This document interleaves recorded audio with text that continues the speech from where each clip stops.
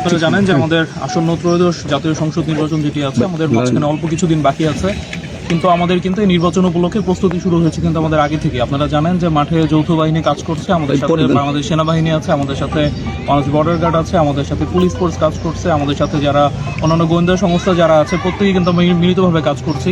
আর সামগ্রিকভাবে যে বিষয়টি আমরা বলতে চাচ্ছি যে ধামরাই এখন পর্যন্ত আমাদের নির্বাচনকালীন যে পরিস্থিতি রয়েছে, আমি বলবো যে এটা এখন পর্যন্ত শান্তিপূর্ণ অবস্থায় রয়েছে। বাট আমাদের মূল কনসার্ন সেটি হচ্ছে ভোটের দিন যাতে আমাদের আইন শৃঙ্খলা পরিস্থিতির কোনোরূপ যেন আমাদের কোনো রকম বিঘ্ন যাতে না ঘটে, সেই জন্য কিন্তু আমরা মাঠে কাজ করে যাচ্ছি। এজন্য আমরা সকলে মিলে আমরা আজকে যেটি করেছি যে আমাদের এখানে বাংলাদেশ সেনাবাহিনী, আমাদের বিজিবি আছে, আমাদের পুলিশ আছে, আমরা সকলে মিলে কিন্তু একটি রোবাস্ট পেট্রোলিং করেছি, যেটিতে আমাদের ধামরাইয়ের বড় একটি অংশ আমরা কভার করেছি।